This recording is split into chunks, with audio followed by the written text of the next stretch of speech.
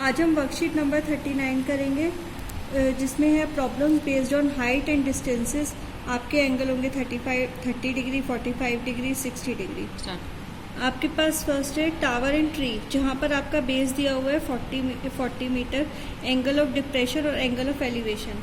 आप पहले मुझे एक बताइए, जब हम कोई भी एक राइट एंगल ट्राइंगल बनाते हैं, ठीक है, जब हम नीचे से ऊपर देखते हैं, ये आपका 30 डिग्री है, that is your angle of elevation.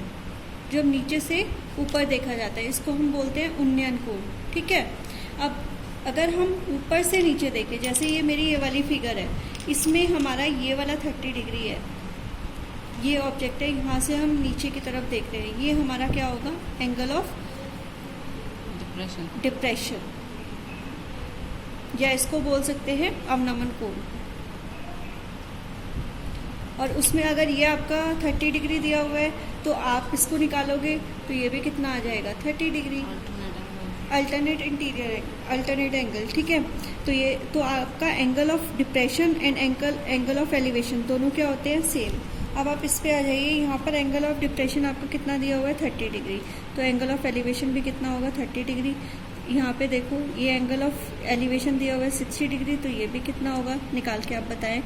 यहाँ पे एंगल ऑफ एलिवेशन 45, तो ये भी कितना होगा, 45, ठीक है। अब आपका यहाँ पे एग्जाम्पल नंबर 1 दिया हुआ है, the angle of depression of the foot of a tree from the top of the tower is 30 degree. ये आपका क्या है, एक पेड़ है, ठीक है, उसमें ये आपका उसने दिया हुआ है कि the angle of depression of the foot of a tree from the top of a tower, ये आपका एक टावर है और ये आपका पेड़ दिया हुआ है, यहाँ से एंगल ऑफ आपका डिप्रेशन दिया हुआ है वो 30 डिग्री दिया हुआ है, ठीक है। तो ये अल्टरनेट एंगल है, अगर ये 30 है तो ये भी क्या होगा, 30, और ये आपको पता है कि ये वाला एंगल हमारा कितना होता है, 90 डिग्री होता है। ये 30 हो गया, ये 90 हो गया, तो ये आपका कितना हो गया, 60 डिग्री हो गया, ठीक है। Find the distance of a foot tree from the base of the tower. तो आप क्या करोगे, इन ट्राइंगल ABC में AB हमारे पास गिवन है, AB कितना दिया हुआ है हमारे पास, 30 मीटर, ठीक है, और थीटा हमारे पास कितना है, 30 डिग्री।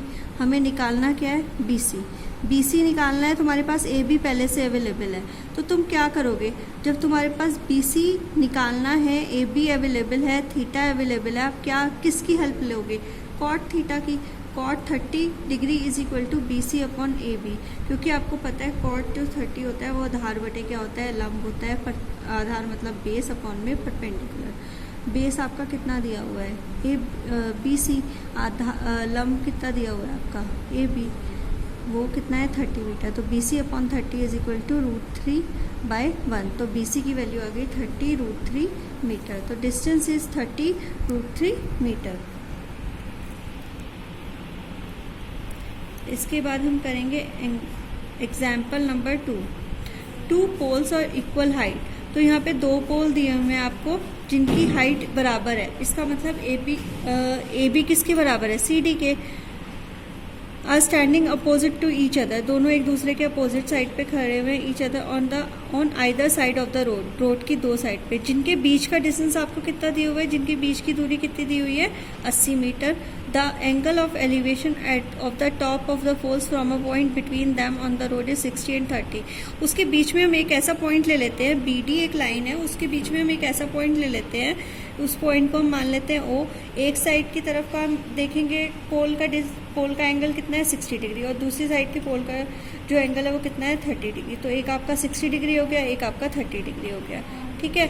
उसके बाद कह रहा है find the height of the pole. अब हमें क्या करना है, इसकी और इसकी हाइट फाइंड आउट करनी है, and the distance of a point from the poles, और इसकी यहाँ से यहाँ का डिस्टेंस और यहाँ से यहाँ का डिस्टेंस हमें क्या करना है, फाइंड आउट करना है। आपके पास BD कितना दिया हुआ है, 80, ये हमारे पास फुल फिगर है। BO हमने मान लिया है, ये हमारे पास कितना है, X, ठीक है।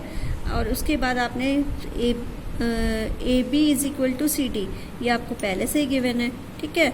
इसको आपने क्या मान लिया, H मान लिया, और OD आपने मान लिया। OD जब ये पूरा 80 है तो ये बचा हुआ कितना रह जाएगा, 80 - X, ठीक है। अब इन ट्राइंगल ABO, पहले हम ये वाला ट्राइंगल कंसीडर करेंगे, फिर हम ये वाला ट्राइंगल कंसीडर करेंगे। ABO में AB upon BO, A B upon B O is equal to 1060। A B की वैल्यू कितनी है हमारे पास h, ये हमारे पास वैल्यू कितनी है h, और ये इसकी वैल्यू कितनी दी हुई है x इज इक्वल टू √3। तो एक आपकी इक्वेशन आ गई h is equal to x √3। उसके बाद अब हम क्या करेंगे, दूसरा ट्राइंगल कंसीडर करेंगे, ट्राइंगल सी डी ओ में, ठीक है। C D upon D O is equal to 1030, ये वाला। तो आपका 1030 is equal to h by 1030 is equal to C D by D O. It implies h upon 80 minus x, h upon 80 minus x is equal to 1/√3। तो आपकी second equation आ जाएगी 3x is equal to, जब आप solve कर लेंगे 3x is equal to 80, ठीक है, 80 minus x, तो 4x is equal to 80, x is equal to क्या आ जाएगा 20 मीटर। तो AD की वैल्यू, अब ये बताओ, ये तुम्हारे पास आ गई 20 मीटर, ठीक है, और ये आपकी 80 में से 20 माइनस कर दोगे तो कितना आ जाएगा 60। तो आपका इन दोनों का डिस्टेंस फाइंड आउट हो गया। अब तुम्हें क्या निकालना है, h कैसे निकालोगे, तुम्हारे पास फर्स्ट इक्वेशन में दिया हुआ था, देखो एक बार, h is equal to √3x, h की वैल्यू तुम्हें नहीं पता, x √3, और x की वैल्यू तुमने निकाल ली 60, x की वैल्यू तुमने निकाल ली 60 मीटर, ठीक है। x की वैल्यू आपके 60 मीटर, तो तुमने x की वैल्यू 20 यहाँ पर पुट करी, ठीक है, x की वैल्यू यहाँ से 20 पुट करी, तो तुम्हारी h की वैल्यू आ गई 20√3, और OP की वैल्यू आई 20, OD की वैल्यू आई आपकी 60 मीटर। तो मेरे पास तीनों वैल्यूज आ गई। एक बार देखो, AB आ गई तुम्हारे पास कितनी, AB आ गई तुम्हारे पास 20√3, OB आ गई तुम्हारे पास 20, और ये तुम्हारे पास कितनी आ गई 60। तो हमें ये तीनों फाइंड आउट करनी थी, ये तीनों हमारे पास आ गई।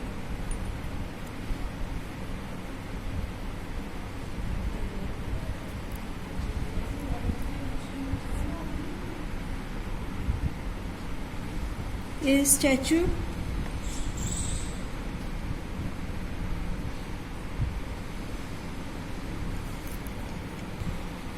एक statue which is x metre tall stands on the top of 100 metre long pedestal. ये आपके 100 मीटर टॉल एक पेडेस्टल है, इसके ऊपर एक स्टैचू खड़ा है जिसकी लेंथ कितनी दे रखी है, that is x metre tall है ये, ठीक है।